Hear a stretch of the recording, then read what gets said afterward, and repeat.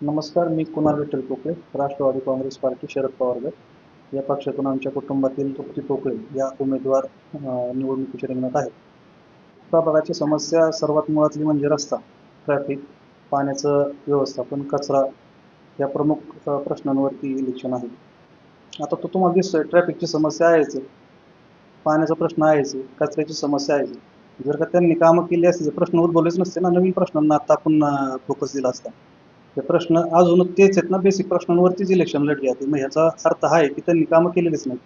वचननाम्यामध्ये सर्वात महत्त्वाचं असेल की डीपी रस्त्याचं शेतकऱ्यांना विश्वासात घेऊन त्याचं काम करणं, पाण्याची व्यवस्था सुनियोजित पद्धतीने स्वच्छ पाण्याची व्यवस्था करणं, कचऱ्याचं व्यवस्थापन सुनियोजित पद्धतीने करून कचऱ्यांचं व्यवस्था करणं, ह्या प्रभागामध्ये ज्या ॲम्युनिटी स्पेस हँडओव्हर झालेल्या आहेत त्याच्यावरती कमतरता तक्ता कॉर्पोरेशनच्या माध्यमातून भरणं, ह्या प्रमुख गोष्टींवरती इलेक्शनमध्ये आम्ही समोर आहोत. रे आमच्यासाठी नवीन हद्द आहे कॉर्पोरेशनमध्ये आलेली. दायरी सहभाग 1997 सालापासून कॉर्पोरेशनमध्ये आहे आणि वडगाव खुर्द, वडगाव बुद्रुक हा भाग आहे आमच्याकडे जुन्यानेच आहे.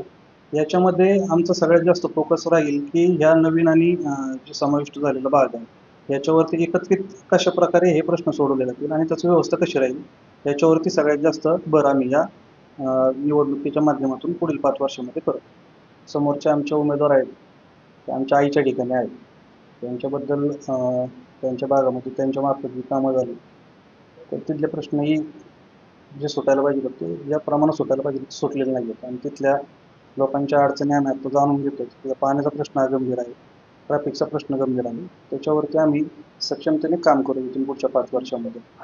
सुनियोजितता जर का आली, पाणी जे काही लोकवस्ती वाढलेली आहे त्याच्यामध्ये जर का पाणी व्यवस्थापन जर का व्यवस्थित ठेवलं आणि तेवढी जर का कॅपॅसिटी होल्ड करण्यासाठी पाण्याची स्टोरेज कॅपॅसिटी वाढवली तर हे प्रश्न भविष्यात येणार नाही. त्याच्यासाठी आपल्याला दूरदृष्टिकोन ठेवून पाण्याची व्यवस्था करावी लागणार आहे. तेवढी कॅपॅसिटी ठेवण्यासाठी आपल्याला डेव्हलपमेंट तेवढी करावी लागणार आहे. रिस्पॉन्स मतदारांकडनं तर साधारण ह्याच गोष्टींवरती इलेक्शन लढली जाते. खरं तर शोकांतिक आहे की आपण त्याच प्रश्नांवरती इलेक्शन लढतोय. नवीन कुठलेच प्रश्न नाही.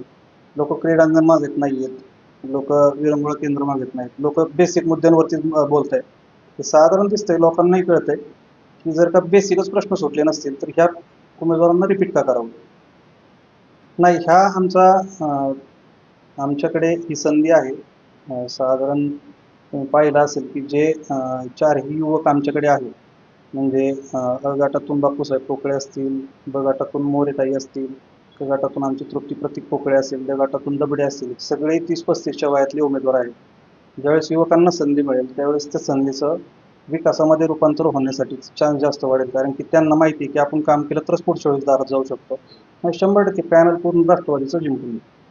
मी 34 मधील आमचे मतदार बंधू भगिनींना विनंती करतो की युवकांना संधी देऊन युवकांकडून या 5 वर्षामध्ये चांगल्या प्रकारे काम करून घेण्याची क्षमता ठेवणाऱ्या युवकांना संधी दिल्यानंतर त्या संधीचं विकासामध्ये रूपांतर करण्याची क्षमता ते ठेवतात.